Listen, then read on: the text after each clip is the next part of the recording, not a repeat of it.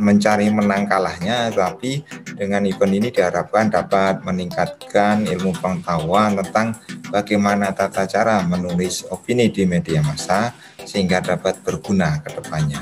Sukses.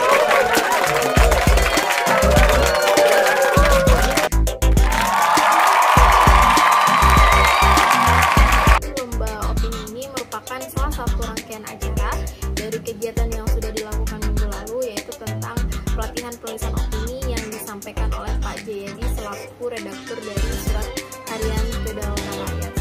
Jadi kegiatan ini merupakan salah satu bentuk implementasi dari kegiatan yang sudah dilakukan, yaitu kegiatan pelatihan penulisan ini, sehingga teman-teman mahasiswa bisa mempraktekkan langsung gitu ya, dari ilmu-ilmu yang sudah didapatkan sebelumnya, bagaimana sih cara menuliskan opini yang baik, yang benar, kemudian yang menarik dan yang bisa tembus media massa seperti itu.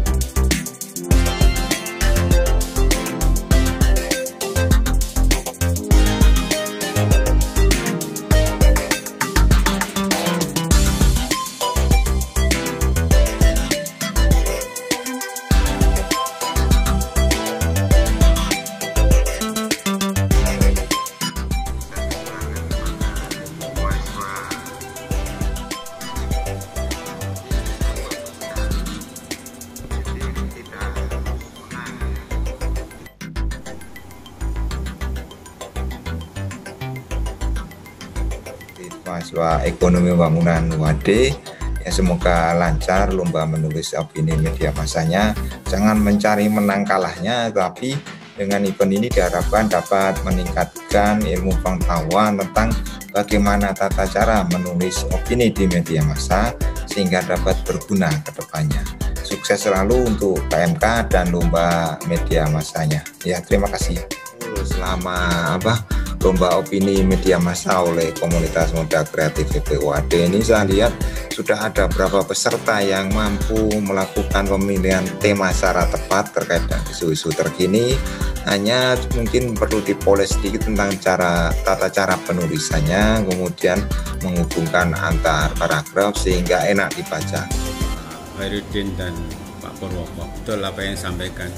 Saya sebagai orang awam, biarpun saya dulu di KR juga pernah menjadi staf redaktur ekonomi dan bisnis tahun 95. Sebenarnya jadi staf redaktur ekonomi dan bisnis. Saya masuk KR 94, 95 jadi staf redaktur ekonomi bisnis. Ya belajar tentang ekonomi. Tapi bagi saya sebagai orang awam tidak memiliki disiplin ekonomi. Ya, membaca artikel apapun kalau bisa bagaimana data-data yang lihat angka itu langsung pusing. Lihat angka itu langsung pusing. Bagaimana data fakta, informasi yang ada seperti itu kemudian disampaikan, ditulis dengan renyah dan bisa dipahami oleh masyarakat umum. Itu tentu saja dengan menggunakan ya sistematika yang bagaimana yang susah itu jadi mudah. Bukan yang mudah jadi susah. Kalau ekonomi hanya data dan sebagainya itu penting, tapi bagaimana membangun alur, membangun logika, membangun sistematika tulisan itu yang saya kira yang penting. Meramu data, fakta, informasi menjadi sesuatu yang penting. Ya mungkin kaitan resesi, mungkin dengan pandemi atau apa gitu. Tapi ketika saya baca itu masa lalu 2020. Padahal kita menghadapi atau membaca menghadapi situasi yang serba tidak mengenakan ketika pandemi ini terjadi.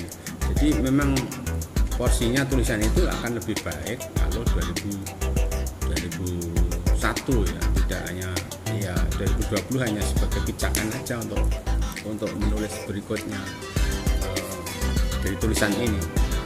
Kemudian tadi juga ada belum disampaikan juga misalnya soal BLT atau dana desa, itu mungkin bisa dikaitkan dengan padat karya kan? Seperti hanya saran atau himbauan atau permintaan ya sama presiden ya bisa dana-dana yang ada itu ya dibuat program untuk padat karya agar masyarakat yang bisa menikmati juga uang itu bisa bergulir, kemudian ada kerja yang nyata ya mungkin yang akan bagus ya dengan padat karya, kemudian soal PHK dan sebagainya. Data-data itu bagi orang awam penting, tapi yang lebih penting lagi adalah solusinya. Solusinya apa yang Anda tawarkan dari sempat resesi dan pandemi seperti itu.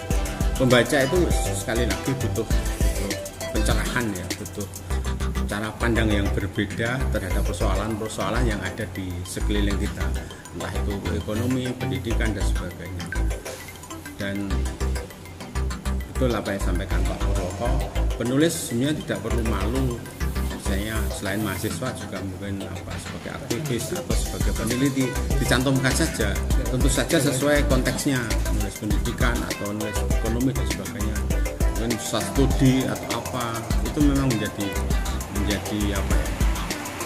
salah satu cara untuk meyakinkan redaktor agar tulisan itu juga bisa lolos selain tulisannya itu bagus. Saya kira itu komentar saya. Terima kasih. Lomba penulisan opini di media massa bagi mahasiswa ini sesuatu yang sangat baik karena bisa melatih atau berguna bagi mahasiswa dalam rangka untuk menyikapi atau menuangkan ide-ide terkait dengan situasi yang ada di masyarakat yang sedang aktual. Saya kira ini sesuatu yang harus ditindaklanjuti. Dari lomba tadi memang dari seluruh artikel yang masuk memang dari sisi kelayakan memang belum masuk dalam kriteria sebuah opini, karena mahasiswa masih kebanyakan hanya mengadop data atau berita dari berita-berita online yang ada di internet ya. Itu yang harus kita coba latih supaya teman mahasiswa betul-betul memiliki opini pribadi terkait dengan situasi yang sedang aktual. Selamat buat panitia yang sudah sukses melaksanakan lomba teman kita. Kita sebagai mahasiswa itu kan biaya hidup dari mana sih kalau kita bukan dapat dari orang tua gitu. Sambil kerja kan bisa. Ya itu pilihan kita sendiri. Jadi kita kan tergantung kebutuhan kita ya. Jadi kalau ya kegiatan sekarang kan terbatas gitu ya kegiatannya, dan kampus juga memang yang bisa ke kampus juga itu memang udah ada suratnya gitu, surat resmi ada kegiatan di kampus.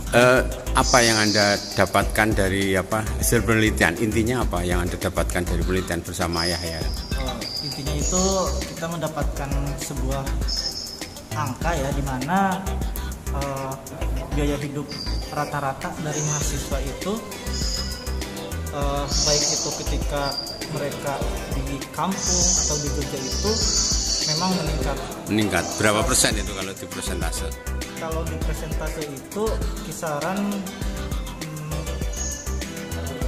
20%. Katakanlah dulu mungkin sebulan habis berapa, sekarang ketika pandemi habis berapa, coba bandingkan. Sebelum adanya pandemi itu rata-rata pengeluaran mahasiswa atau biaya hidup mahasiswa di Jogja ini itu di bawah UMP Pak. Bisa dikatakan ya ada 500 sampai 1.500.000 per bulan ya. Per bulan. Setelah pandemi ini ada kenaikan kisaran 2 juta sampai 4 jutaan. 4 jutaan ya. Karena dari pandemi justru apa mahal mungkin atau gimana? Ini permasalahannya yang pertama yang saya garis bawahi itu terkait fasilitas Pak. Fasilitas ini maksudnya ketika kita kuliah offline yaitu berada di kampus, itu kan fasilitas kita memang sudah tersedia dari kampus seperti wifi, terus ya kalau online ya pakai data dan sebagainya itu. Pakai data itu beli sendiri, kemudian ya memang harus benar-benar siap dari pribadinya itu loh. Jadi fasilitas pribadi itu harus benar-benar mendukung.